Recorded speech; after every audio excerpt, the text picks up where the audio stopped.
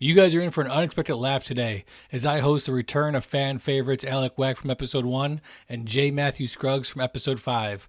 We discuss 2018's horror tragedy Hereditary, starring Toni Collette and Alex Wolff. A little bit of housekeeping first. If you're a fan of the podcast, make sure you rate, review, and subscribe. I can't tell you how much it helps with some of the download platforms and their algorithms. So please take a moment to do that. Also, if you're getting a kick out of the show and you have suggestions, feel free to drop us a line at gutsymediapodcast@gmail.com. We do read each one, and we will try to respond to them all. Lastly, our local business spotlight of the week this week is Pure Imagination Cafe, located at 2997 Buffalo Road. This swanky little cafe has some great dishes, some great coffee, and a really nice staff. It's got a local feel. I love going there myself. They have some outdoor seating. They also have a great play area for your kids. If you're looking to have a cup of coffee with some friends and let the kids play, this is definitely a go-to spot. Just really nice people. I strongly recommend. And now, on with the show.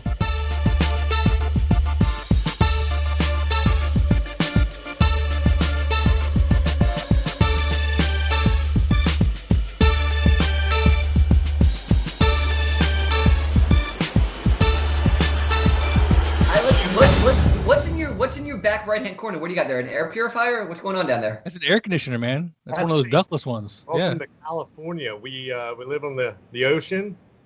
No, you put your window up and you have fun. Wait a minute. Why are those two things connected? We live near the ocean and there's no AC. Because everybody thinks, oh, you live on the water, wind. Mm-hmm. By the way, I'm not falling for this again, Bobby. Bobby will lull me into this weird banter, and then I'm like, hey, are we live? He's like, oh yeah, relax, I'll cut it. That's his shtick. We're not falling for it. We're not falling for it. He's recording. Damn, I've been recording for 11 minutes so far. It's like, I don't like it. But why are the two connected? Ask. This is fruit cart, hard seltzer. I just like the fact that it says contains alcohol, because there's a chance that it doesn't. You look and you're like, if a kid in the lunchroom pulled it out of his lunchbox, nobody would question it. What's the second leading ingredient? Estrogen? Ooh. Actually, it Burned. says the Surgeon General, women and men named Alex should not drink alcohol. I have a question for you. Joke's on you. I'm not a man. So a boy. Rewind 48 hours. Tall Matthew Scruggs is walking through the store. What possesses you to buy that specific brand of hard seltzer? Okay, so I mean, it's a lot of. This is let's just say homegrown. This is from California, right? So, where they don't have AC. So they have AC in California, but again, I can see the ocean from my property, right? Humble brag. Yeah, I mean small. What is that called? Flex. I'm flexing, but I'm not, right? Like, I'm paying probably much more than I should be via the BAH for this house. But yeah, man. They think, okay, well, you don't need AC. You don't need that. You've got the ocean breeze. Well, I mean, it's record highs in California. In case you're not watching the news, everything's burning. Isn't it like every year though? Isn't every year something burning? Yes. I mean, especially 2020. Come on. Hard seltzer, made with real fruit juice, 105 calories for people that are watching their figure. And that was my suspicion. My suspicion was that the tall Matthew Scruggs was checking calorie intake, and that's why he went with the fruit cart. Yeah, don't get me wrong. I would drink a Yingling if I had access, but there's this Mason-Dixon line and all. Wait, you guys don't have Yingling out there? Oh, we don't. Essentially, if it doesn't make it past Oklahoma, we never see it, right? And Yinglings don't make it past. Wow. Yeah, I don't think they even make it to West Texas, which is crazy to me, right? What about Red Stripe?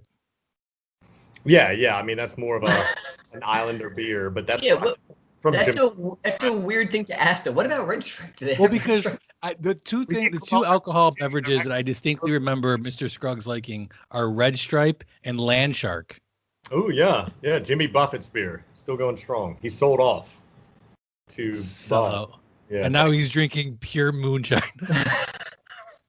Who knows? Who to knows? get the extra alcohol out of the. I just don't think you guys should condemn this, until you part, especially Alec, right? Like, this guy drinks the weakest apple cider bitch beers known to man. And so then you're going to come at my seltzer water. I'm hydrating, drinking. It got really dark in Alec's room because of all the shade that just got thrown his way. Can we just get on with the show? So who picked this movie? This was Matt, right? This was all Matt's doing. First off, I am shocked that Alec agreed to this because you were notorious for hating horror movies. And this is, while I didn't find it very scary at all, and we'll go into detail about that, I'm surprised you were so on board with this. Well, I think that what it came down to in this particular instance is that the critics loved it so much. Like, I'm willing to sacrifice my own enjoyment of a film for what critics say because I'm a drone. So they say it's good, I'm going to go out and watch it. And it was a great movie, 100%. You like this movie? Yeah. I mean, what? I think it's a good movie. I wouldn't say that I like it, but it's a good movie. Can I do that? I don't. That doesn't make any sense. You wouldn't say it's a good movie, but you liked it? No, other way around. It's a good movie, but I don't like it.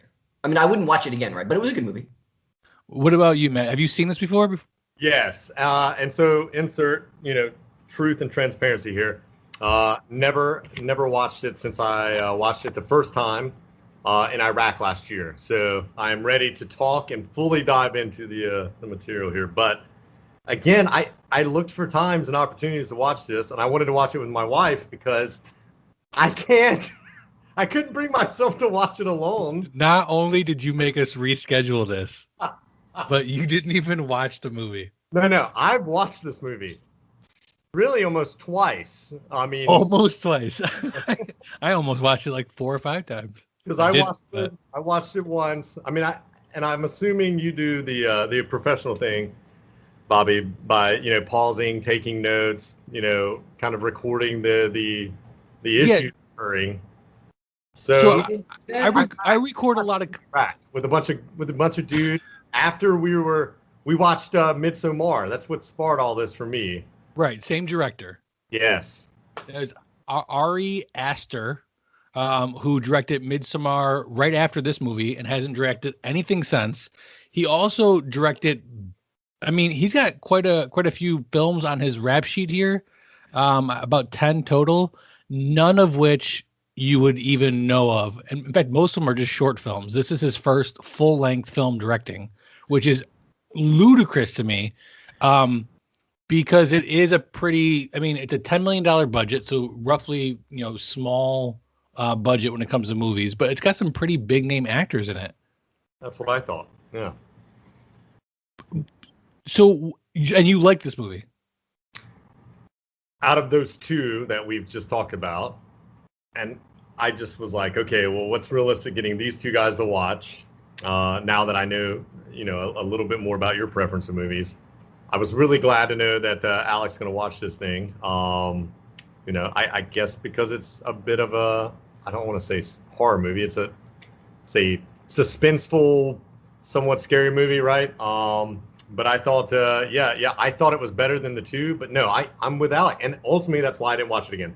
I don't think I can watch this movie again. So that's really... It kind of gives me the same vibe as Skeleton Key. Like, Skeleton Key is a good movie. It's got kind of a twist at the end. But, the vibe of it is similar. There's some paranormal activities happening. We don't really know what to believe, what not to believe. And I liked that movie. And, like, the same way I like this movie. Like, it's... I would recommend it to somebody that was interested in it. So here's my issue. It's not. I agree with you. It's not really a horror movie. There is no real big jump scares. There's one specific jump scare that got me, but for the most part, I didn't find it very scary. I didn't find it very horror-ish, which is fine, providing the movie has a really good plot. I mean, I like a good, deep plot that I can sink my teeth into. I didn't get that from this movie. What plot that they had that I thought could have been good, they just didn't give you enough detail on. I mean, you don't even find out who's trying to possess who until like halfway through the movie. And they don't even go much in depth about the character. In fact, in doing a lot of the research for this movie and getting some of the backstory behind the plot and the storyline, this whole thing could have been much more broad and really meaty. The demon, if you will, that is trying to be possessor, or if you will, I don't even know how the word you could use, is a real demon. He's a real king in hell in the Bible, which is insane. And they could have really gone deep into the lore there and made it more interesting. But from my perspective, that's what I like, the fact that they didn't, right? Because I think that we don't, as the viewer, know who to believe, right? Is there really somebody trying to possess?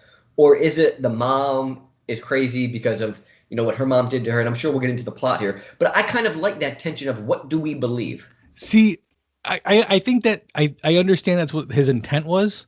And he was trying to paint this conflict between, is the mom going crazy or isn't she? But at no point did I not believe her, because at no point when they were showing some of this stuff, were they showing it as like, this is fake or this is false. I mean, this is stuff that was really happening and is presented to the audience as factual information. So I never got.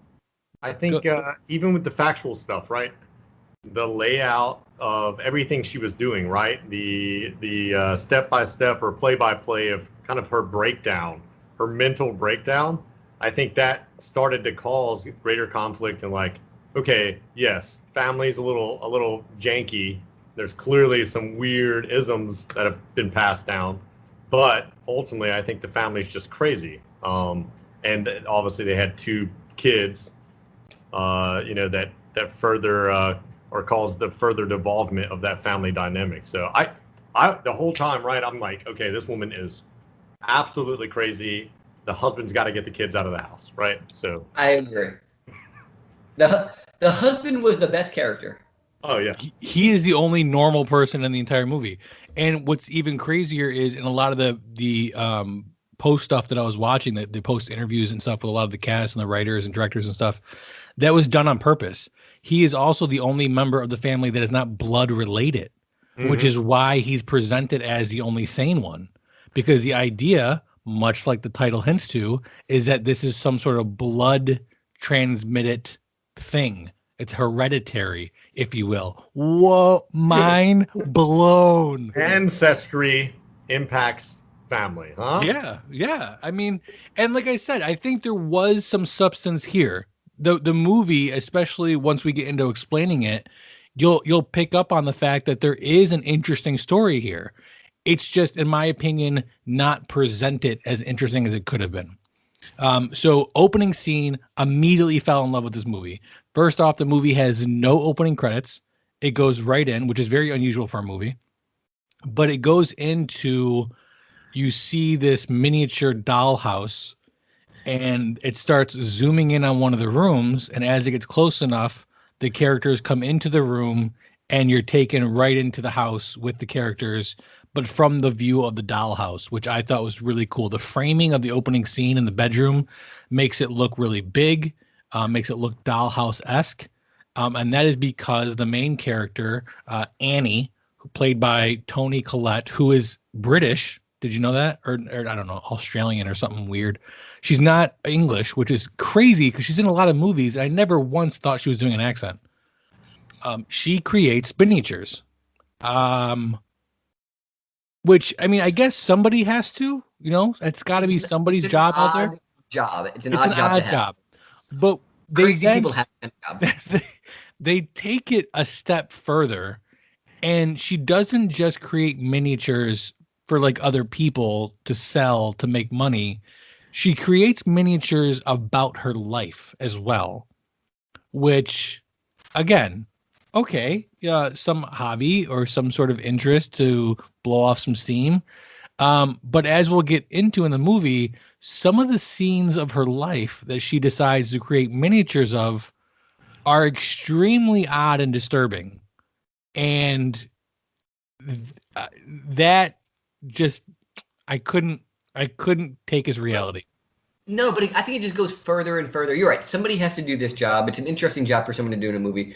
But I think it just further goes into, who the hell is this crazy person? that's making these models Right. of these events. Like, you can believe that she's a crazy person going in a downward descent, and she's ready to kill her entire family.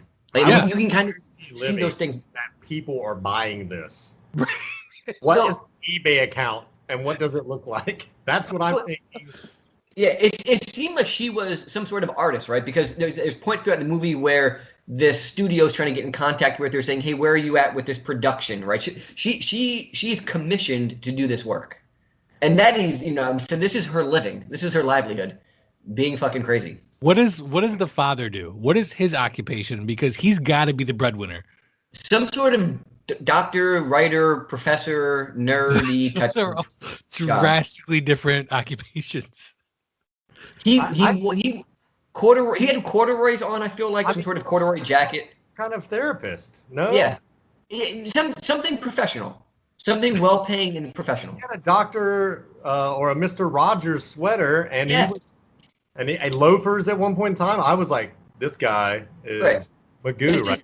He is a gonna special type of person that wears loafers, and he's that special type of person. And he seemed to be trying to be overly understanding of his son and the weird dynamic that they had, right? Because he was trying to process his son instead of just be a father. Yeah, like the great dinner scene, which I'm sure we'll get into. Oh my God. He really tries to do his best as a sane person to because his wife is having a nervous breakdown and is becoming the worst mother if she wasn't already.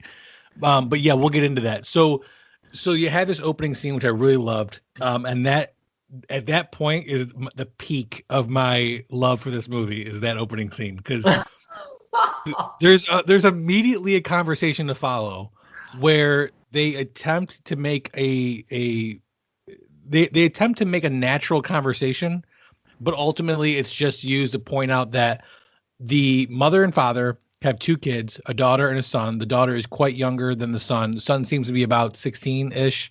The daughter seems to be probably in her 8 to 10 years old. And they immediately point out she's allergic to nuts. And they work it into the conversation like it's supposed to be natural, but it comes out as like a glaring, this is going to be a plot point later. She's allergic to nuts. In case anybody doesn't know, our daughter's allergic to nuts.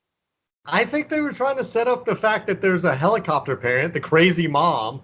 She's, the mom who just now was meticulously focusing on painting a bus bench, and now she's like flying around the house helicoptering, right? Like, okay, yeah, right. I could buy that if the next scene after that wasn't her going to. So you find out that her mother has passed away.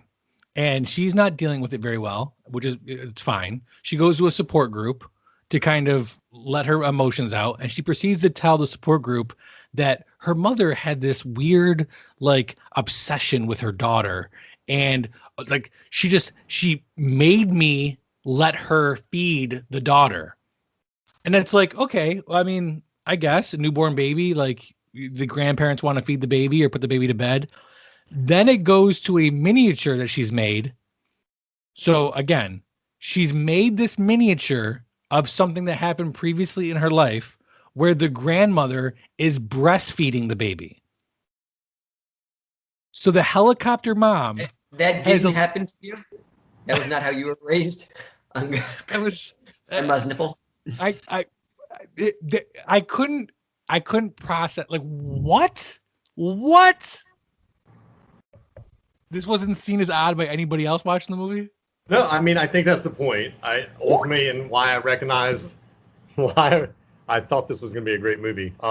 So, by the way, psychiatrist, I was right. For a guy that's seen the movie once. No, number two, like, this movie is weird, right? Because of this Ari Aster or whatever. I mean, he's clearly got a weird way of presenting plot points and theme lines, and I mean. Goodness, I wish we could have watched this movie together because I don't know that we would have gotten much of the dialogue, but I think that's the point, right? Like, he is trying to quickly get you to the one of the primary bridges of the movie and say, okay, well, we're all here. It was abrupt, it was a bit of a train wreck, but that this woman is crazy, right? Like, agreed. Bridge 1, woman is crazy. Bridge 2, daughter clearly overwatched or whatever, right? Yeah, so he's definitely trying to paint that there was a relationship between the grandmother and the granddaughter that went above and beyond a simple grandma, relationship. That she had some sort of additional interest in the granddaughter, and after the funeral, there's a couple weird scenes where there are people in the funeral kind of hovering around the granddaughter, and it's very clear that the inner circle of the grandmother has some sort of added interest in the granddaughter or the family in general. And the granddaughter has a conversation with Annie, the mom, afterwards, where she says, well, who's going to take care of me now? And Annie's like, excuse me, I'm your mother. I'm right here. And she says, well, who's going to take care of me when you die? And it's like, oh, okay. So added twist. Here we go. There's an odd relationship between the So here's the other thing. When I mentioned that Annie goes to a support group, so they leave the funeral, and Annie, tells her husband, "I'm going to see a movie," and then just leaves. This happens twice in the film. The second one's even more abnormal than the first time, but out of nowhere, she says, I'm going to the movies, and then just leaves, doesn't attempt to take anybody. I don't know about you guys, but I mean, in a house full of family members, I couldn't just be like, hey, I'm going to leave and go to the movies. I think that, I don't know, man. So I won't lie. And now that you're stating some of the scenes, very intriguing movie, right? Come on. Was it not intriguing prior to this? No, I mean, I just remember all the odd parts and thinking, this is not allowable, right? Like, how does this guy? Because I don't know how much. Right. I mean, I read the Wikipedia version. I think it said it made like 80 million. So like, which is ridiculous. Yeah. So it makes 80 million on a $10 million budget. It huge return on investment here. I'm surprised it doesn't have a sequel greenlit yet. Maybe it does. I'll have to look that up. So then we get to the main point. The ending. Sorry, Bobby. So what did you say? I was going to say, how do they have a second one? Oh, you could totally have a second one. It's Hollywood. You could have a second one of anything. You could do a prequel. I mean, there you go. There's your sequel prequel. So then you have the real change of the movie, which me and Alec watched this movie at different times and immediately text each other because we knew when this point in the movie hits. It hits right around 30 minutes. The son tells the mom, I want to go to a party. Or I want to go to a party. She said, "You're going to be drinking." He said, "No, I'm not going to be drinking." Well, then bring your sister. This is actually my favorite conversation in the entire movie because this, to me, is an actual conversation that a mother or father might have with their child who's 16 and wants to go to. It's so awkward and tense, and like it's just this like, are you going to be drinking? Like it's like it's this kind of back and forth action. This is the realest it gets in the movie. Absolutely, I love this conversation. I agree. I think the conversation is pretty normal. So Peter is the brother. He's played by Alex Wolff. He's not really in a whole lot of other things in his career. He's in Bad Education. He's in Jumanji, but he plays like one of the normal kids. So he's in not most of the movie. Well, no, he's Dwayne "The Rock" Johnson. Right. In the first one. But again, he's in the first 5 minutes. In the last 5 minutes, the rest of the movie is Dwayne "The Rock" Johnson. He really sets the stage for him. I'm just saying. And he's also credited for being in an untitled M. Night Shyamalan movie. So that's really going to launch his career.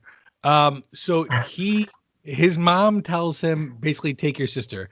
You're obviously going to a high school party where you've told me as an honest 16-year-old there's going to be no alcohol there, and I believe you. So by all means, take your 8-year-old sister with you. They get to the movie, they get to the party, and upon walking in the door, there is a person in the kitchen who is chopping up a 50-pound bag of peanuts or pecans or something. Like an absurd amount of nuts are being chopped up in the kitchen that the brother does not notice. The brother immediately goes into the bedroom with some friends and begins smoking pot and leaves the sister to just kind of rumpus around this stranger's house at a high school party with the smorgasbord of different kinds of nuts being chopped up in the kitchen, which are apparently going to be put into a cake because every high school party I've ever gone to, somebody's making a fresh cake. Joke's on you. You've never gone to a high school party before. That's true. I go to a lot of them now, but it's a lot more awkward. So the sister, as we all can see in the foreshadowing here, eventually gets her hands on some of the cake, proceeds to eat it, and then there's like an absurd amount of time that passes from the time she ate the cake to the time where she goes running into the room where the brother is and says, "I can't breathe. My throat feels like it's closing. I need some help." The brother freaks out, he should, gets her in the car and proceeds to try to drive her to the hospital. And again, we can I can't imagine that. Right. Yeah. Well, exactly. So we can kind of see where this is going. At least you think you know where this is going. He's driving, speeding down a highway. The sister's in the back seat, grabbing at her throat, proceeds to roll down the window to try to get some fresh air, then sticks her entire upper torso out the window, at which point he sees a dead deer carcass in the street, swerves to avoid it, and comes really close to a telephone pole. Does not hurt the car, but does decapitate the sister. I mean, who did not see that coming? Come on. So let me go back, because I remember this movie coming out in theaters and not wanting to see it back then because I thought it was going to be a scary movie because I'm a big sissy. Because you drink hard seltzer. Smart drinker, man. She has such a prominent, and they do this purposely, right? She had such a prominent role in the previews to mislead you to think she was going to be some sort of, She's in the movie poster. It's her and the mom in the movie poster. Mm-hmm. She's in it for 8 minutes. She's got 8 minutes of screen time or something like that. Before this thing happens. It's not just in the promotional stuff. The whole first 30 minutes is set up as this weird relationship between the daughter and the grandmother. Yeah. The grandmother's dead. The daughter's kind of creepy. She was chopping up. There's a dead bird that hits the window when she's in school, and she goes outside during recess and cuts the bird's head off and saves it. It's just, she's definitely teed up as this weird figure in the movie, and then, like Matt said, wham, gone. She's decapitated. But we don't even quite. This is a good directing style, right? He hits, he swerves and hits the deer, slams on the brakes, stops for a moment, and then kind of just drives off. You don't see her quite yet. He goes home. So this to me is one of the creepiest scenes in the movie, and the reason for it is because you literally see this child, he's 16, this kid, have a breakdown. So the sister's head comes off, her body falls back into the car, and he stops in the road, and there's this long pause, and there's this close up on his face, and he doesn't turn around. He just kind of sits there for a second, and as if removing himself from reality, he slowly kind of creeps forward and then drives home, parks the car, goes inside, and lays down in his bed. And I don't remember if they show him falling asleep or not, but the camera stays on him as you hear the mom wake up, go outside, you hear the car door open, and then she lets out this blood-curdling scream, but the camera never breaks from him. And it's so creepy because, right? Then what would happen? It's a horrific thing to go through. To me, it's a crazy scene. But 5 minutes of a movie. Okay, whoa. Let me back up. It is the most captivating 5 minutes of a movie I've seen in a long time. Yeah, and that's saying something because I feel like, I don't know, this is a weird parallel, but I related it oddly back to The Dark Knight. The opening scene where, the Jokers are robbing the bank, right? I'm just in awe of this scene, the way they panoed and everything. Like you were talking about, man, they showed his face in the rear view mirror for a bit. Just all the angles, him getting in bed. I was like, yeah. There's no blood or gore. There's no jump out scares. But it really is one of the most horrifying scenes in the movie. It's pure acting, pure camera work. That to me, that 5 minutes, right? It's not like it's an action-packed, crazy scene. Yeah. It's just him having that mental breakdown, slowly going forward. It's really a fantastic scene. I don't know, man. I don't feel like I ever came down from that scene. After that, the rest of the movie floated for me just because of that scene. Because at that point, I'm like, well, you got me. Like, yeah. Right. Again, no one saw this coming. You and I were texting. It was just like holy shit. I hadn't watched it yet. Yeah, I hadn't watched it. You were just like 30-minute mark is crazy. I watched it a few days later, and I text you. I'm like, this is fucking bananas, bro. This is crazy right here. But here's the thing that the director screws up. He has this nervous breakdown. They briefly kind of go back and follow the mom for a little while, going through obviously the daughter's funeral. I think she goes back to the support group. And when the son reappears in the movie, 5 or 10 minutes down the road, it's like he's back to normal. I mean, he's noticeably distraught the rest of the movie, obviously, but not nearly as distraught as he was in those 5 minutes. It's almost as like he's kind of gotten over it. I mean, in the remainder of the movie, he goes back to school. He has a normal conversations with people. Like they break his psyche in this scene and then kind of glance over it. In fact, him and the mom don't actually have a conversation about what happened for another 20 minutes, which, I mean, in the movie is like weeks later. I think that there was a little bit of a gap between, that incident and, the follow-ons. But what I find funny, I'd have to go back and watch it. I think that family kept the car, by the way. They didn't. They didn't. I actually have it in my notes. Did they? Yeah, 100%. That's the same car. What do you? Did it evolve? Saab? I mean, it was a wagon. Right. Yeah. Right. Maybe it was like a family heirloom. It's hereditary. The family is. Yeah, the vehicle is safe for families as long as you remain in the vehicle. The back stain, it's stained. The back seat. What I would say, Bobby, to you, like saying, hey, his psyche was broke, and then all of a sudden this guy rebounds, right? I think he realized that life might have changed for the better, right? I mean, I'm just saying, like, sister's out of the way. She's been this weird, floating, mystical creature in the family. Compared to him, he's just been shunned. Like, hey, go to school, wear Jinkos. You have siblings, right? Yeah, he does. Yeah. I'm gonna phone them to make sure they're okay in the coming days. So I have on here. There's a neutral view of the accident. There doesn't seem to be any sort of follow on. So the mom goes back to the support group after the death of her daughter, because obviously, her family is going through some shit right now with the grandmother and the daughter dying within, the film doesn't do a very good job kind of telling you how much time has elapsed, but I would imagine that between the death of the grandmother and the daughter, it's been maybe a week or two tops. It's been a very brief period of time. So she goes back to the support group, is kind of sitting outside in her car, can't quite get herself to go in there. And before driving away, this lady walks up and says, hey, you were here last time. You want to come in? Like, what's going on? She says, no, I'm good. I forgot something at home. I have to go home. And they have this conversation where the lady's like, listen, if you need something, it's very clear that you wanted to come here. You just can't make it inside. Here's my number. Give me a call. So she calls her. She winds up going to the lady's house. And upon getting there, she sees that she has a welcome mat that is embroidered with her name on it.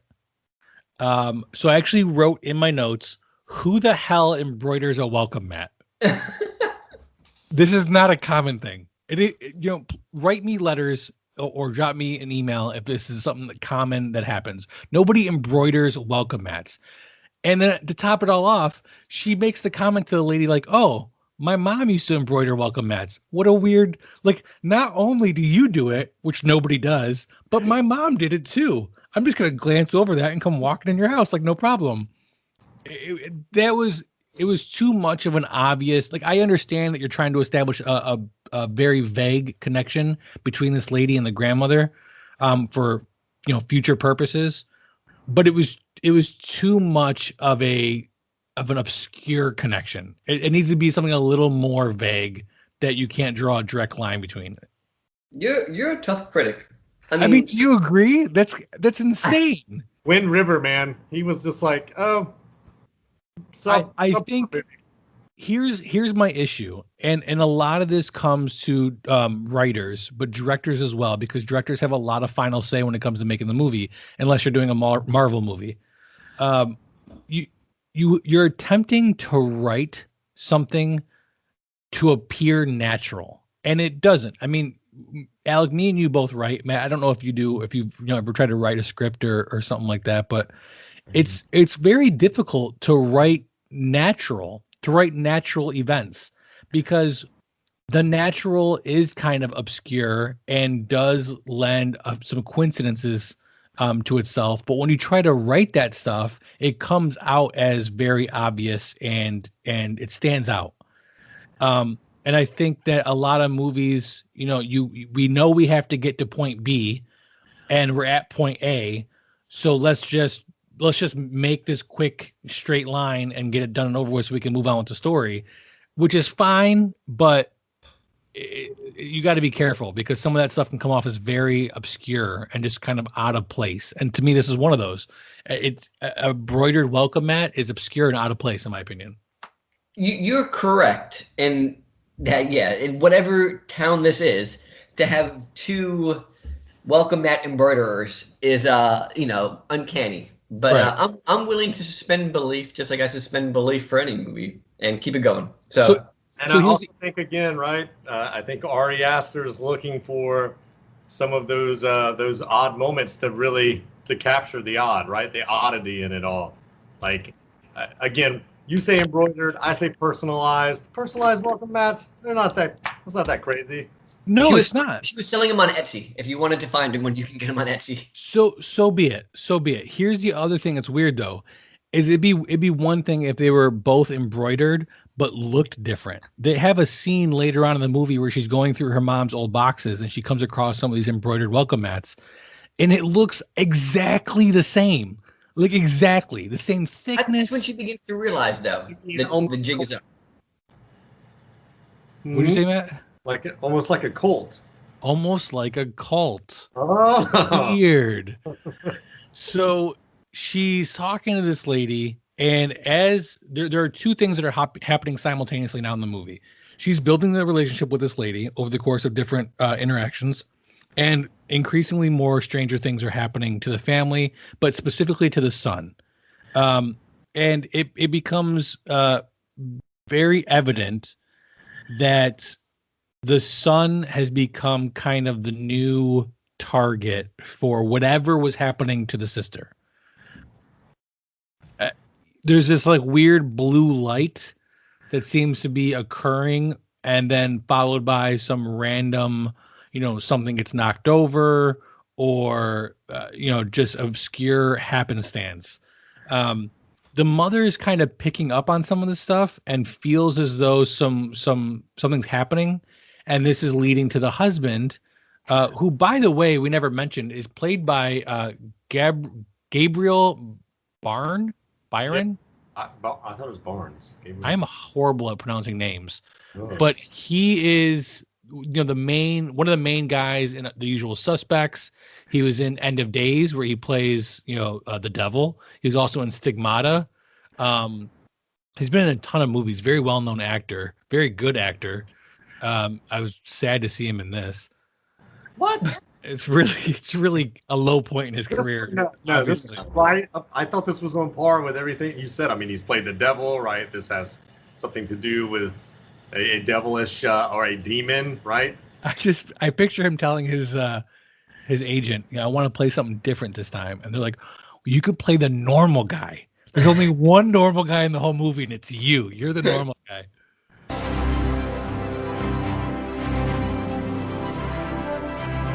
DFAT Comics is the publishing branch of Don'tForgetATowel.com, the only place to travel geekly.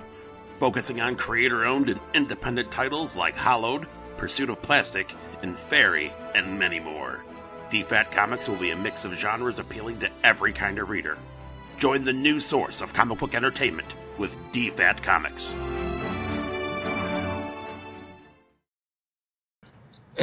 So the husband's kind of like getting the sense that, okay, yeah, the mom's been through some stuff. My wife's been through some stuff. I'm going to give her some time to kind of unwind, and he gives her some rope. and they have this dinner scene. I wrote in my notes that the mom and son are playing the question game, back and forth, where he asks her a question, she answers with a question, he answers with a question. I thought that was kind of funny.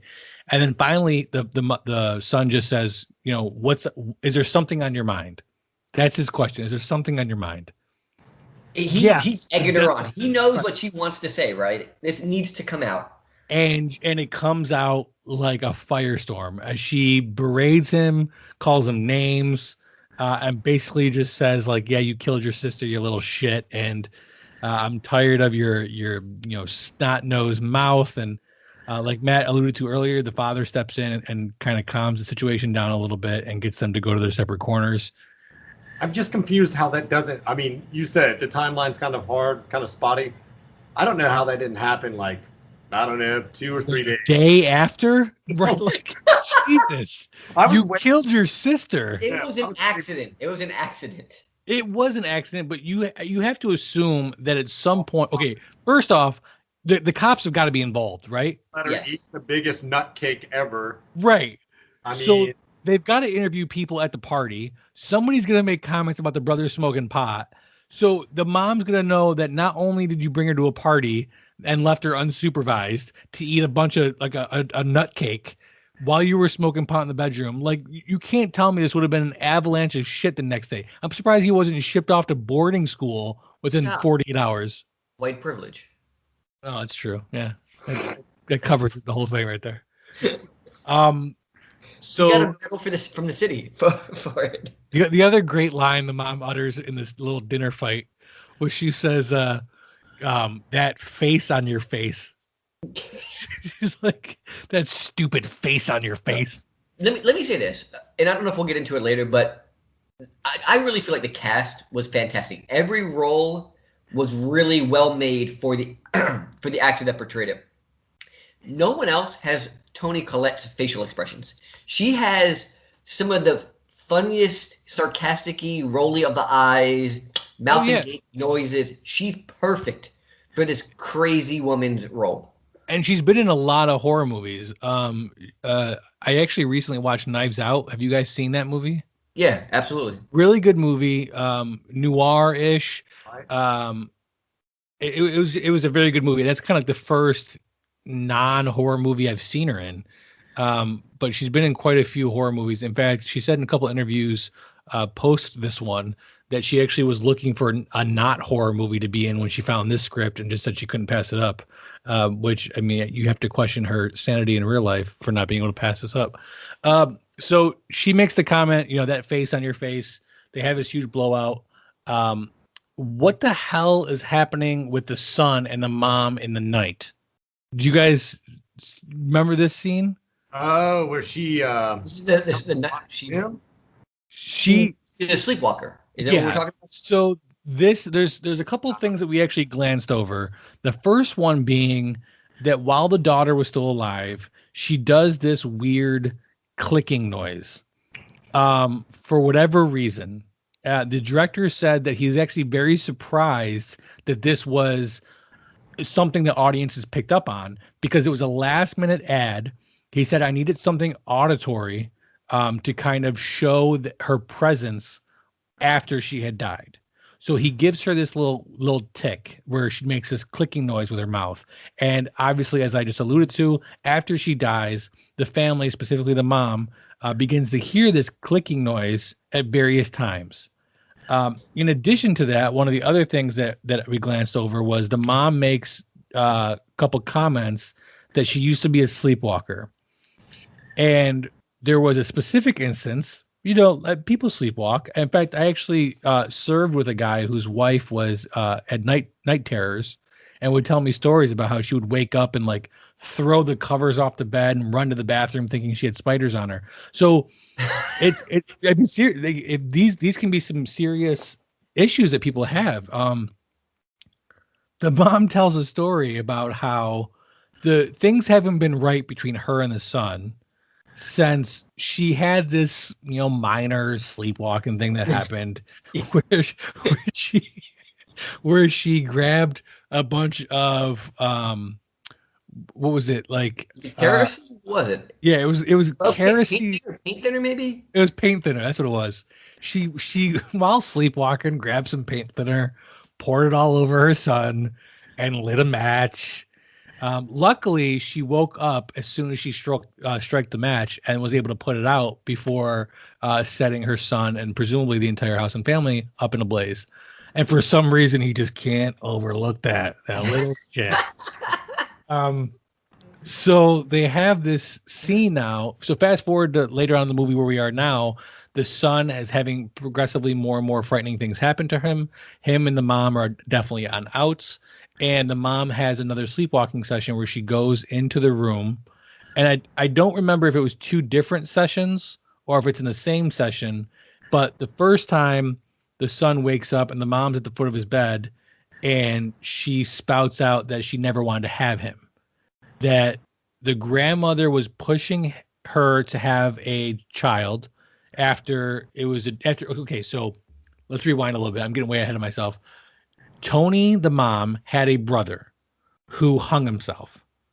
And before he hung himself, he made comments about how he thought his mom, the grandmother, was trying to put people inside of him, which is not even a foreshadowing thing. It's an all-out, like, telling you the plot of the movie right there. Mm-hmm. Once the brother dies, the grandmother is pushing Toni to have kids to the point where they have a falling out. During the falling out, Toni has the son. For whatever reason, during her second pregnancy, many years later, she rekindles the relationship with her mom and has the daughter, at which point the mom comes in overbearing and decides to start breastfeeding your granddaughter, because why wouldn't you? That's a normal thing. And obviously we know that the grandmother and granddaughter develop this bond. You know, the granddaughter dies. The mom says, you know, I never wanted to have you. And they have this horrible conversation where she proceeds to tell how she threw herself down a flight of stairs while pregnant in hopes of having a miscarriage. I don't really know the point of that story. Yeah. Because it doesn't really play. She said, I did everything not to have you. I think that's like one of the lines. Like, I did everything not to have you. It's just horrible. If it's sleepwalking, there's no way you have this like deviant, very pointed sleep talking now. Hey, I'm at the foot of your bed talking. Oh, by the way, I'm just going to tell you one of the most hurtful things I can as a mother. she's a crazy woman. This all just adds to her craziness. So what it got me thinking when those scenes are going on, because now, I mean, I recall those, like, again, my timing, my sequencing is a little off. Dude, those were surreal. Because, like, I was like, oh, bro, any second now, he's going to wake up missing his penis or something. You know, like, she's going to cut parts off of him. I don't know. Was that too I didn't get that. I didn't get that part from him, but. No way, man. I got creeped out. When she was standing at the foot of his bed, I was like, dude. Someone's about to lose a penis. That's what happened. Someone's about to lose a dong. Grab your fruit carts and get out of the house, Peter. You know. So also while this is happening, the mom and her new friend from the support group meet up, and the friend says, you know, oh my God, I'm in such a great mood. I'm so happy. And the mom's like, why? What? And she's like, you're going to laugh at me, but I went to a seance and I was able to talk to my dead son.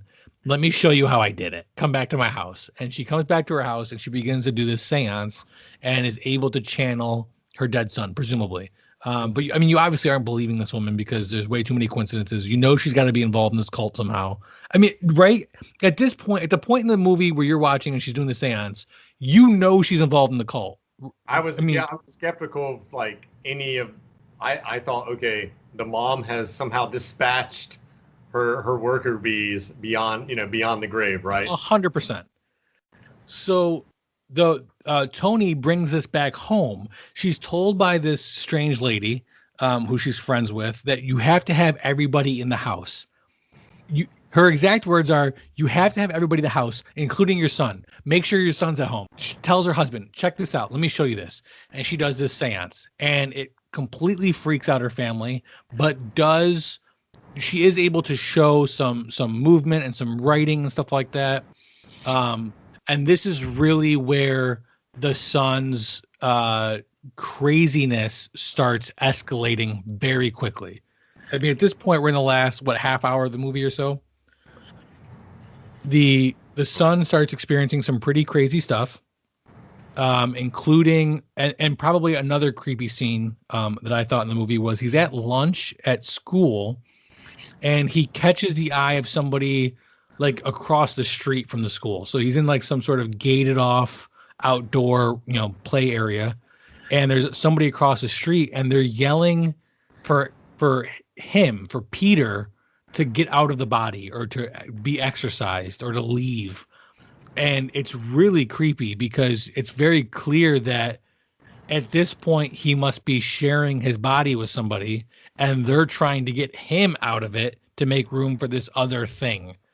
And that's followed by a scene in the classroom where he is unable to control himself. He slams his face down in the desk, causing a massively bloody nose, which, again, watching some of the post-movie interviews, that's a real scene. He tells the director, I really want to do this. I'm going to slam my face down as hard as I can. The director's like, don't do that. We don't want you to do that. We can cut it so that it looks real. Don't worry about it. And on top of that, you wouldn't be able to break your nose because we're going to use a foam desk. Well, I don't know if there was a mistranslation with the crew or with the director, but because he wasn't going to actually slam his nose, they swap it out for a real desk. At which point the actor says, well, if it's foam, I'm going to go full-fledged. So that scene where he breaks his nose, he said that he almost knocked himself out. Like he really slammed his face into the desk so hard that he thought he was going to be unconscious, which is insane because it does look like a real hard slam. It does, but anyway, but they're lying. He either knew it was a foam desk or he knew it was a wooden desk. He's sitting at that desk. Your hands are on the desk. That's true. You gotta know. You gotta be able to feel that. I mean, I don't know. Yeah. It's Hollywood, man. You believe that bullshit, but you don't believe this bullshit movie. It's fucking out of control. Yeah. Knitting mats, that's more believable than I thought it was a foam desk. What is it? This man before? Come on. I also love how they're doing the seance and the father like checks under the table as if like, did my wife install some kind of weird magnets or some shit? Bro, you gotta check it. I mean, that's a great scene. Because that would be my reaction. I'd be like, what the fuck is going on right now? They also, during the seance, they flash the camera to the dog, at which point I went, the family's got a fucking dog? Like, no way did I see this dog the whole movie. I'm like, is that a stray dog leaving the front door open? Hey, wait, man. I thought, I for certain thought that dog was going to run down the road and bring the head back. I was like, because a couple of times I was like, oh yeah, did we get to oh yeah, we've already talked about it. The fact that the head just remained. I don't know, like, okay. Just remained? Yeah, well, the head remained, because where was the scene where the head has all the flies around it? I'm sure the that's at the end. At some point got that head from somewhere. Yeah. Yes. So the mom, after the seance, things escalate very quickly around the house. Some weird shit starts happening. The mom randomly, for no reason whatsoever, starts going through old books from the grandmother where she sees the other embroidered doormats. She also finds an album book that she goes through, again, for no real reason, and sees pictures of the grandmother with the friend from the support group. She starts tying everything together and realizing that, obviously the seance probably wasn't a good idea. She has this sketchbook that's from her daughter that her daughter's ghost, since the seance, has been using to draw in. And she thinks, for whatever reason, if I get rid of this sketchbook, maybe I can erase everything that's happened and all the weird shit that I've unleashed onto my family. She throws the sketchbook into the fire, at which point a corner of it catches fire and a corner of her sleeve catches fire. She's unable to put her sleeve out unless she gets the sketchbook out of the fire and puts the sketchbook out. And she decides to use this as a point to show her husband, I'm not crazy. Because at this point, the husband thinks she's completely batshit loony and is trying to have her like commit it. So the husband comes home and she says, wait, no, please, just watch this. Just watch this. And she chucks the sketchbook into the fire. The sketchbook bursts into flames. The husband bursts into flames. And the camera lingers on her face and you definitely see a shift happen in her facial expression. Cut to the son, who is home now, and it's right. He came home from the school. He's recovering from his broken nose. He was right. So he's upstairs recovering from his broken nose. That's the other thing.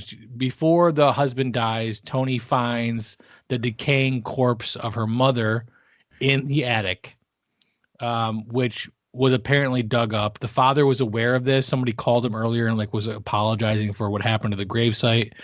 And when the father and Toni had this confrontation where he says, you're batshit crazy, he accuses her of doing all this. Did you put her in the attic? Did you, do this, that, and the other thing? This is one of my favorite conversations because he says, she says, and this is a very political leader type of thing to say. We'll keep it apolitical. But she's like, I'm the only one that can fix this. She's the all the weird shit that's happening in this house. I'm the only one that can fix it. I can make it better. No one else can. Yada yada. And you can see him processing this.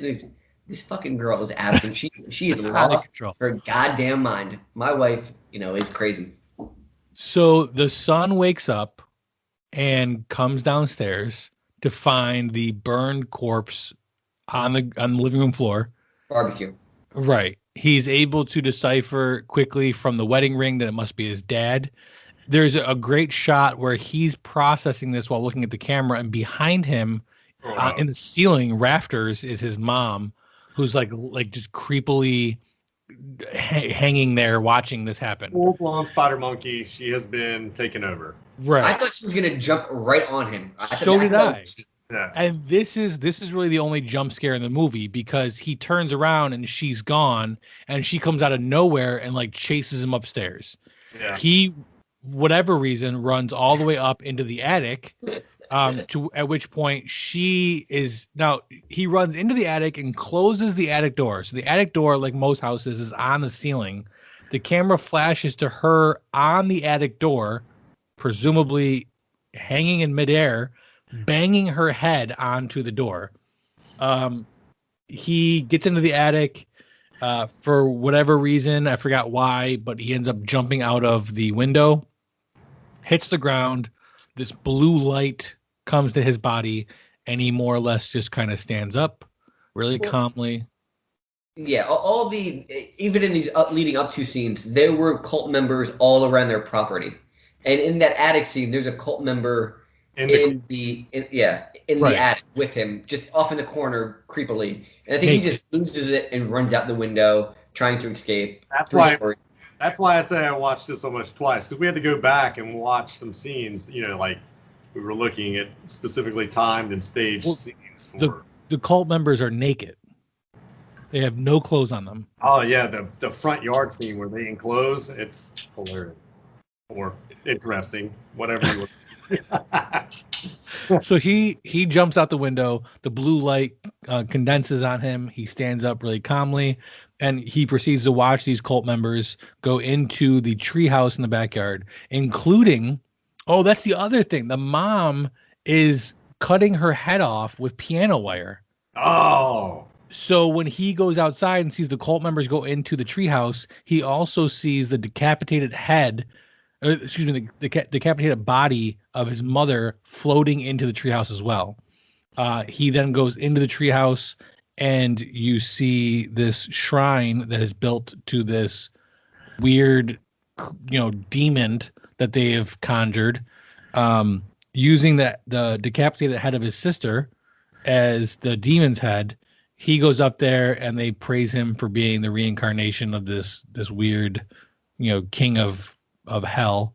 Amen. And it ends. That's the end of the movie. You know what's interesting? What I just realized is I want to go back to episode 1, the most downloaded episode on your podcast, where you and I were on it.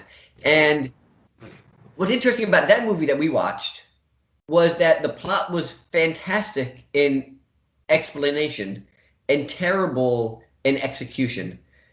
We just explained this movie, and your listeners, the thousands of them, are like, what the fuck? This movie sounds terrible. We didn't do it justice. The movie sounds better than how it was just explained, I think, in my opinion. There's a lot of tension. There's a lot of, slow build. I The floating. It does sound crazy. There's a floating body and there's a blue light. It sounds crazy, but as you're watching it, yeah, that doesn't read well or sound. No, this one should have been women are crazy, but sometimes there's more. That was the tagline on the movie poster, I thought. That's the thing, is like the whole time I'm thinking, this woman is crazy. There is nothing there. Like, yeah, the grandmother was crazy. And they're going to think they're all part of this witch payment worshiping thing. And it's all just going to boil down to like, oh, this woman just massacred her family. But then sure enough, she's Tobey Maguire on the ceiling. They also don't play enough into the hereditary part of it. The actual tagline of the movie is every family tree hides a secret. Yeah. There's really nothing hereditary about it. I mean, what is the connection between the demon and this family? Well, that's the grandmother loving the cult. Yeah, the family's been a long, I guess, like the heritage of the family is right. They've worshipped this. So then why at no point in time did the grandmother try to get the mother involved in the cult? So I think, right, and that was the one thing that I honestly, I've been over here reading, trying to figure out if they had ever had any cues or attempted to like direct our attention. But she went through some of her mother's stuff, right? She was going through some of her mother's old belongings. I was trying to find if there was anything specifically denoting like this time, these specific instances in time were planned on happening, right? Like a prophecy, if you will, more prophetic in the sense of like, hey, the grandmother knew all this was happening. She knew her death was going to cue all these things, right? And what did you find? Nothing. But it's out there, man. I mean, Ari Aster was quoted in multiple interviews saying, no, I wanted, and it's the same thing, guys, like with Midsommar or Midsummer, however. I will say that movie has a little more base because it's based on like an actual return, right? Like to, what is it, a communal event, though. This, on the other hand, it's hard to relate to. Like, it's hard to really... this should be hard to relate to. If you related to this movie, I would be questioning our friendship. But that wants to kill his sister. He's related to it. He's very into it. Ari Aster is trying to say, like, multiple people were like, oh man, he really explained what suffering looks like. Like, yeah. There is one 5-minute scene, as we talked about, that is amazing in this movie. It's very well done. It's very horrific and very relatable if you could imagine being in that situation. Other than that, the rest of this movie is widely over the top. It is stringed together plot points with loose fabrications. I did not find this movie entertaining or scary. My buddy Alex, actually Alejo, but he's been white out. Alec said that this guy Ari Aster directed that 5 minutes or 10 minutes and then just made a movie around it. Yeah, I mean that's very well put. He showed up, did this scene, and was like, "Okay, let's fit some other pieces and see if we can make a movie." Like, no kidding, but. What's funny is I got that sense. I got the sense that he had these great scenes and had to find a way to string them together. And then I go into the details on this movie. This movie was shot in 32 days, which is just insane. Which, again, to me lends credence to the point of I don't think he had a developed enough story. Yeah. I would not take 32 days as that.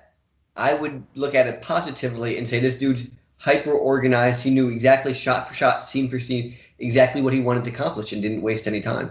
I would say too that you mentioned it, right? He has a lot of shorts, a lot of mini motions. So this is his first feature film. Yeah, I would say that that kind of showed through this film, right? Like he's able to string some scenes together or really make some really crazy good scenes where you're like, what? I mean, the seance, the table, the dad, the son, the first time you notice the dog because you're just so enthralled with some of the scenes. His cinematography, the way he laid out some of his shots, really good stuff. But ultimately, kind of like, I mean, in your words, right? Something to be left, or I guess he didn't really lay out the movie well, but I think he had really good 5 to 10 minute sequences. So according to him, Hereditary is a film about suffering, and it's supposed to convey that above all else. Yep. Which, I mean, I will say that he executed on that. The movie made me suffer through the entire thing. So, I mean, you guys are both previous guests on the show. I'm not going to go through the whole spiel, but it is time for our 5 questions. What we'll do is I'll ask the question, and then I'll let you know who is going to answer first, and we'll go back and forth to keep it fair. Question number 1, what aspects of the storytelling were done right and which were done wrong, and who do you give credit for? Let's go with Alec first on this one. So the scene that they did right, for me, you hit it on the opening sequence earlier, which I really liked, how they kind of zoomed in on the model, and then they kind of made that the actual room. But I think that overall, the directing was good. I think that, we talked about the scene where the daughter loses her head, the telephone pole, and kind of that mental breakdown was fantastic. So I think that all went very well. And, I want to really give out, we didn't discuss it too much, but, the lead female, Toni, I think that she did an amazing job. And she's someone that has been in movies, but she hasn't really carried a movie before, I don't think, at least not to this extent that I've seen. And I think she really did a fantastic job. Yeah, so this movie comes out in 2018. It is one of 5 movies that she was in that came out that year, which is insane. 4 movies and a TV series. She was in 6 episodes of a TV series, which is just insane. She's been in a lot of movies, but you're right. I don't think she's really carried any movies. Probably some B movies. She was in Krampus, Devil's Playground. So she's been in some like B movies, and she might have starred in 1 or 2 of those. But this really is like probably one of her forefront starring roles. Matt, what do you think? What's good and bad about this movie, and who do you give credit for? All right, you guys give me a little redirect if I get off base here. But the dad, Steve, right? He walks into her studio, right? And she has laid out the scene. She has created a miniature of her daughter's head being knocked off. Yeah, good point, because I totally glanced over that, because that's another miniature she makes that is just insane, that a mother would want to relive that by making a miniature. And the normal father walks in and is like, what, are you fucking serious right now? And then proceeds to tell, don't let the son see that, because he would freak out. He should freak out. Well, again, right, it goes back to him trying to normalize everything because he's a therapist. It goes back to her coping via what she does as a profession, right? So we bring our work to home, or we bring ourselves, again, Bobby, this is why I say people relate, even though we're not full spectrum crazy cultist. I think directors try to get us to relate in some capacity. And that's, how he did it, right? Like whether he did it intentionally, I don't know. He's never been questioned, but she projected her suffering into her work. And that's the only way probably she was able to cope at that time. And then the other scene is, which maybe I'm giving away to another question, but, when he asked, the son's going through and through, and he's like, oh, like, why did you try to kill me?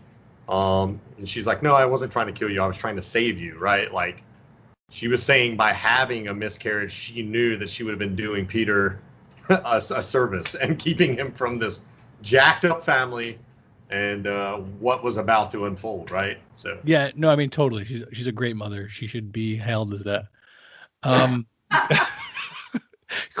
Question number 2. What is the biggest unanswered question for you about the movie, and do you think it was done intentionally? Let's go with Matt on this one. I go to the sequel, right? I didn't like, once we got probably 45, maybe even an hour into it, I wasn't happy that I didn't have more backstory with the grandmother. And I think that's just natural curiosity. So maybe they do a sequel, prequel, because I feel like he has a lot of material. I think he's got a big enough following now between his 2 movies that are really like bonkers and have their own like cult following, if you will. But yeah, I see what you did there. That was good. Yeah, thank you. Yeah, that was the most aggravating thing for me, because I was with you on the back half of the movie, Bobby. I'm like, dude, it's just crazy stuff at random now. This guy just had a crazy dart wheel, and he just threw darts. It was like, sweet, we're gonna have her climb into the rafters. We're gonna have her snip her head off with a piano wire. I didn't see a piano, so yeah. But just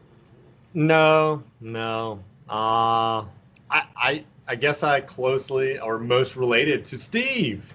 It's just a normal dude trying to de-escalate. Kind of. Again, man, it goes back to question 2. Like, maybe 1. I don't know. 2. Yeah. How in the hell did Steve wind up in this family? Like, I want to go back to that wedding day where old Toni or whatever her name is and Steve are like saying the I do's and having that moment, because there has to be some kind of normalcy, right? So I guess that's what I'm most related to is Steve's reactions, right? Like, okay, this Just, yeah, or she's like, yeah, I mean, I'm assuming she's wearing some kind of weird, like, wrist bandolier of thorns and pulling it tighter and staining her daughter's dress with blood and making some weird omen, or, you know. Squirting milk into the punch. That's the most relatable part that happened at my wedding. No. That's the thing for me is, right, like, the way he was reacting, he's trying to do the right thing, de-escalate, but yeah, I mean, I guess really you pointed out all those failures and flaws in the normalcy or relatable aspects. That, like, how does this guy stay in this marriage? How does he not take his son from the home, probably at an earlier occasion? That's where I was just like, nope, sorry, I'm out, man. I'm getting in my Volvo. I've got a good salary. I can disappear. So he's gonna have to do a location finder spell or something. There's also another thing which seems relatively mediocre to even bring up. There is a 22-year age difference between the actors that play the husband and wife in this movie. Oh, wow. Which, I mean, I guess in the grand scheme of things is really kind of a moot point. Her face looks old, though. She looks, I mean, crazy will do that to you. Yeah, I guess. I mean, it also could have been makeup. They did the same thing with the daughter. They made her look a little crazier. Question 4. What is the most important sequence in the movie? Matt, we'll go with you first. Come on. We've already nailed that one. I mean... Does Alec, you got a different answer than that? Because I think that's what we go with, right? That's what we have to. I'm going to say that He's a naysayer. No, I'm going to say that I'm going to say my favorite sequence, other than the headless scene.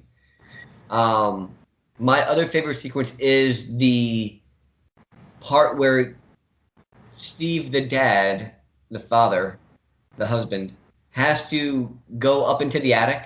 I mean, there's a really good argument that ensues because now he's fully on board that this bitch is crazy, and he thinks that you have gone to the cemetery and dug up this your mother's body and put her in this house and done all these crazy things. And this is the point where he's actually, for the first time, really in a lot of ways, now he's really upset. Like now he's like this when I this has gone far enough. This is the line that that I have to draw in the sand. Do you think it was that point that he was like, you seen a movie by yourself seems a little odd? I think that Matt said it earlier. Like, if that happened to me, I would be suspicious right off the bat. And that would always be in the back of my head. And I would be looking for something to blame. Like, I would be looking for a coincidence to blame it on. While you were out watching that movie, this happened in town. A liquor store was robbed. Did you do that? Or whatever, Did you dig up that body? Okay, so question number 5. If you could recast 2 roles in the film, what roles would they be? Who would you recast in them and why? Alec, you're first. So I think that the only 2 acceptable answers to me are you have to recast the children. Because in many ways, I don't think anyone's doing as good as the female lead, Toni Collette. And Gabriel Byrne is just such a chill dude. Like, it's just, I'm not going to do this. I'm going to do the children. Can you do any actor at any period? Does it have to be somebody current? No, we'll go any period. It's all fine. Right, good. I'm going to open it up a little bit. I'm going to do, for the daughter, I'll say a younger Dakota Fanning, who is a good child actress.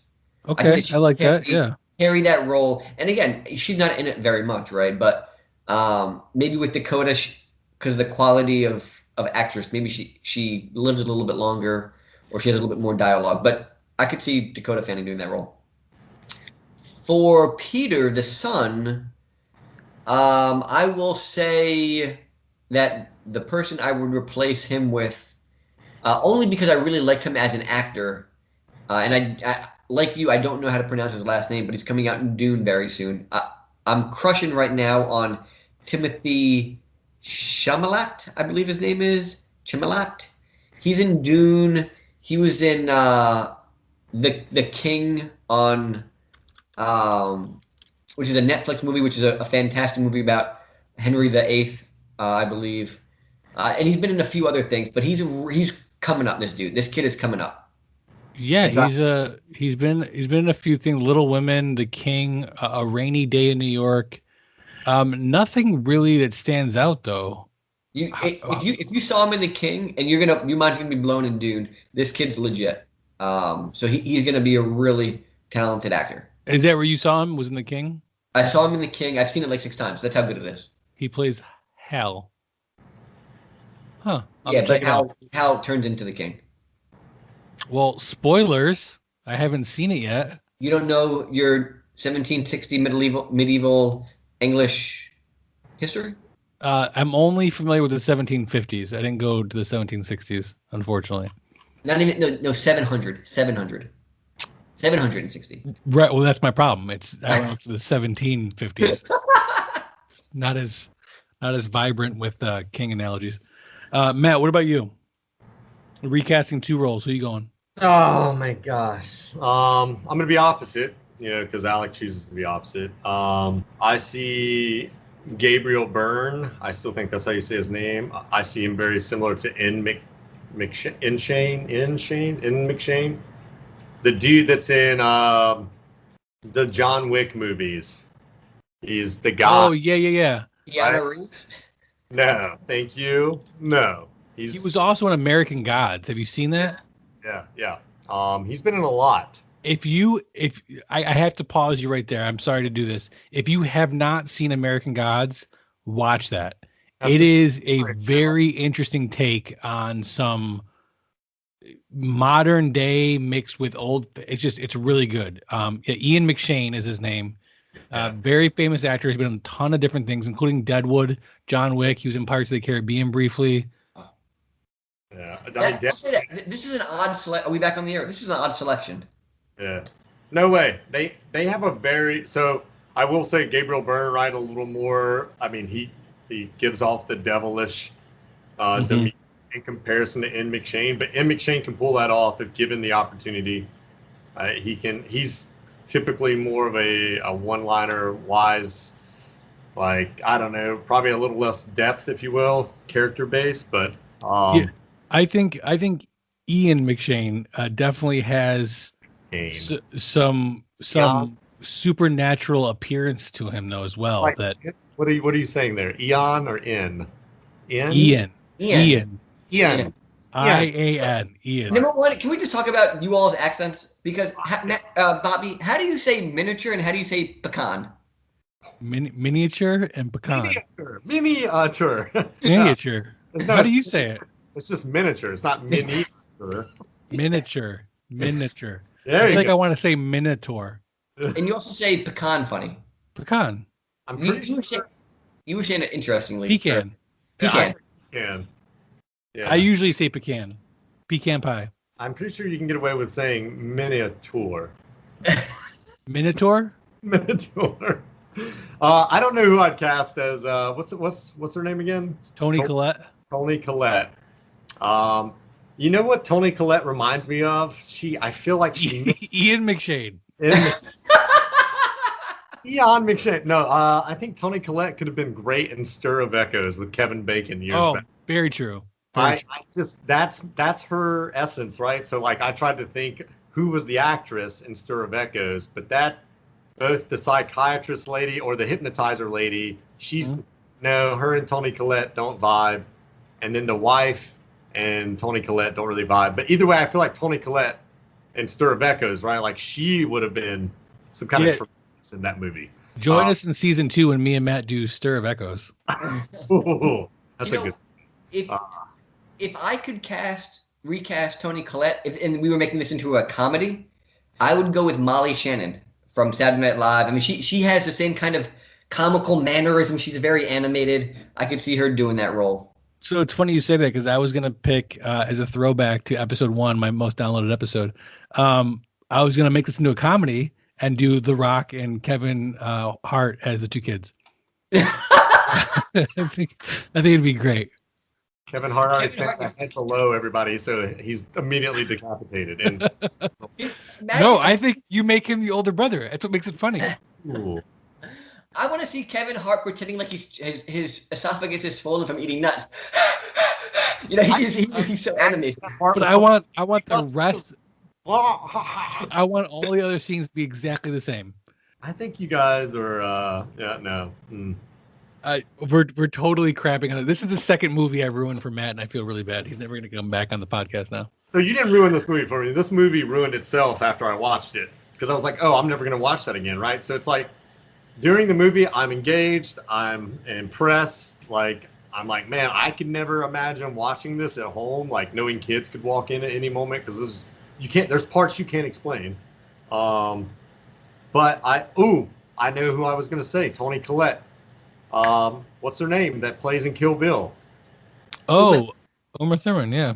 There you go. So like Uma and her, they carry the same bang line. They can generally act the same. Uma Thurman's a little more attractive, but I think Uma could get on her level in this. Uma's got crazy eyes in a couple movies she does. Uma's got crazy eyes, that's for sure. So I think it would be a little more rangy for her and outside of her, again, her depth. But man, Uma is just a better looking Toni Collette. And that's if you're into Uma Thurman. She's not really in my lineup either, if you will. She's an acquired taste.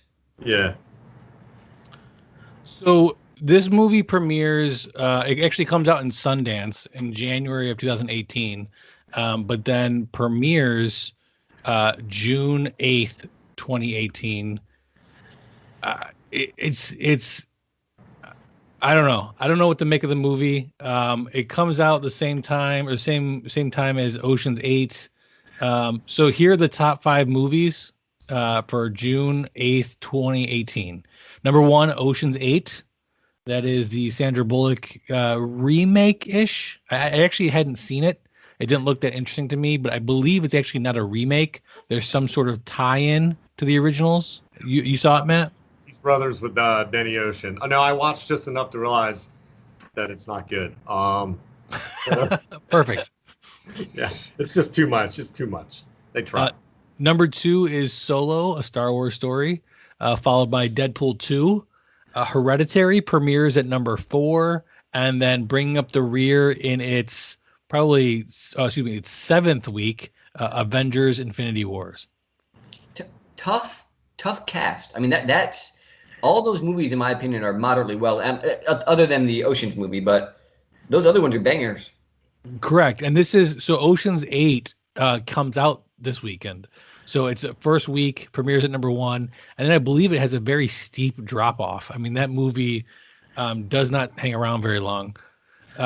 So one of the other games we like to play, and before I get into this, because I'm sure you both know what's coming, Matt, there's quite a bit of controversy. I don't know if you've watched the episodes that preceded you.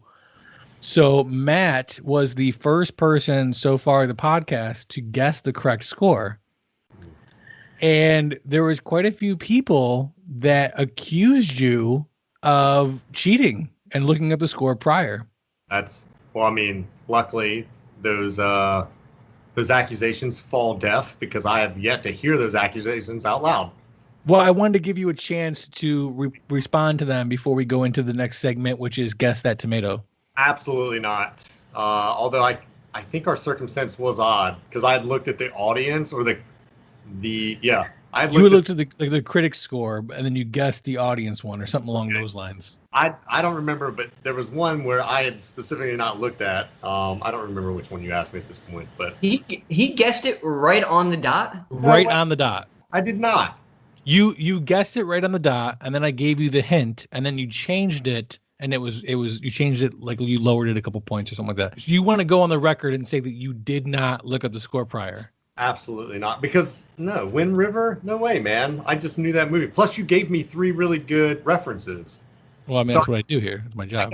I got it wrong, and then you said I can't even remember the movies. But the second batch of movies you gave me, I was like, oh, well, then it's definitely lower, but it can't be much lower. I think I went with 2 points, and I nailed it. Okay. I mean, I just want to give, like I said, I want to give you a chance to silence all of the haters out there. who are throwing shade. No, I definitely Google research during these things, but I'm reading material. I'm reading content. I'm trying to provide some decent listening material to these haters that call themselves podcast fans, apparently. So I'm going to ask you guys to guess the audience score for 2018's Hereditary. You're first. Alec can go first. There we go. So no hints for the first go around, hints for the second go around? Exactly. Yep. Okay. So I'm going to go ahead. Again, I think this was well received. I think you look at the financial gains from it. People had to have liked it. I'm going to go ahead and say 74. Okay, Matt. I'm going 82. If that's right, I'm fighting Matt. I have not looked. That's what I'm saying. So I will tell you guys that the critic score for this movie is an 89, which helps you in no way whatsoever, because as this podcast has proven, the critic score can, sometimes be directly on the audience score and sometimes can be at the polar opposite end of the spectrum. But here are the 3 movies that are within 2 points, plus or minus, of this movie's audience score. You ready? Movie number 1, Ocean's 8, which also premiered the exact same day and comes out as number 1. I'm changing mine to a 16. Movie number 2, one of Alec's favorite, Magic Mike XXL. No. Okay, so this movie has bad scores. And movie 3, Pitch Perfect 2. Oh, that's a solid 65er. That's a solid 65er. Okay, so the interesting thing about the scores that you gave us, though, and maybe I'm a bit off because Matt. Wait a minute. I thought you had 3 more movies to float. No, that's it. Just those 3. I get to say wipe and start. I want another 3. What were you gonna say, Alec? Those are all, and Matt loves them, but they're all women movies, right? Ocean 8's a woman movie. Magic Mike obviously caters to a woman's audience, and then his favorite movie of all time, Pitch Perfect 1, Pitch Perfect 2, Pitch Perfect 3. Well, based on Matt's love for his specific type of alcohol, I figured I had to gear towards my audience. I'm more of a rom-com guy, so I don't. Where Serendipity. Hitch? Yeah, where is Hitch? Is Hitch? Because I know what Hitch currently sits at, both critic and audience. I follow that movie every day on IMDb. So Matt, you made Alec go first. I'm going to make you go first the second go around. You originally guessed 82. What is your revised guess? I'm going to go. I'm going to go 64. Alec, go ahead. You have to go lower, right? I mean, you originally guessed 74. Let me ask this. I want to beat Matt. That's really all I care about in this situation. Can I go over and still be good? Yeah. This isn't Price is Right. What he guesses 62? 64. I'm going 65. 65, baby! Lock it in, Dano. The correct audience score for Hereditary 2018 is 67. Dang it! Alec is closer by one point. Oh, suck it, man. So we all know I won though because I put him on that track. Right, exactly. And that's the argument that every person on Price is Right makes. Yeah. So I mean, give me your last 10-second soundbite on this movie. What is your feeling, Matt? Watch it once. Don't hate just because Bobby does. Alec, what about you? This movie's on Amazon Prime, paid sponsorship with the show. So you can go ahead and watch it there for nothing. So give it a go. And Fruit Cart, Golden Road Brewing, Los Angeles, California. If you're listening, I enjoy your product. I think Bobby and Alec would too if we were able to rekindle a physical friendship someday in the near future. And by physical, we mean getting fruity. We mean getting real weird. Fingers are going to be moist. So I should have said presents. And yes, moist fingers are probably going to be. Let's get physical. So finally, as a firm believer of the owners of Don't Forget a Towel, that everybody geeks out on something. While it may not be comic books and movies, it might be hard seltzer and abnormally large quantities of pictures and frames behind you on the wall. Why don't you guys give me what you're geeking out on right now? Let's start with Alec. So movie theaters have just opened up in New Jersey. So go see Tenet. Christopher Nolan's newest movie. It is good. I encourage everyone to go watch it, probably more than once because you're going to need to. But, as we, get back to a little bit more of a normal thing, as hopefully people practice social distancing, movie theaters are an important piece of our culture, in my opinion. So we got to keep them open. We got to keep it going. So do what you can. Matt, what about you? What are you geeking out on? My turn. Deshaun Watson, Pass It On, new book. So everybody thinks, hey, he's just a $160 million quarterback for 4 years now with Houston, but he's got a good book. He takes a lot of good words and good knowledge from other individuals throughout the U.S. Sorry, I say good words, right? I don't know which is more impressive, him writing the book or you reading it. My daughter walked in, so good words is all I could think about. I just need to say one or two very specific words to her.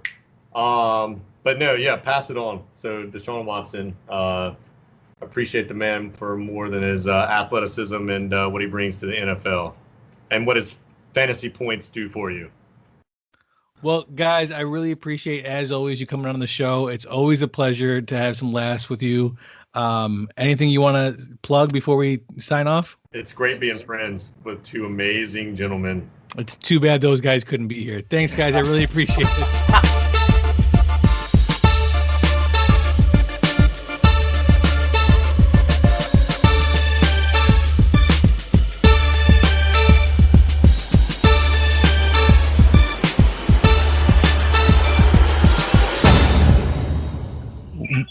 It keeps saying you're unavailable. Not emotionally either. He can't hear me. You're not logged in? I am logged in. Okay, you're John Matthew Scruggs, correct? Oh no, you're John Scruggs. Who the hell is John Matthew Scruggs? I've been inviting the wrong person to this conversation. Yeah, technically, legally, Hey! You got down. You got a studio, and I'm in my bedroom.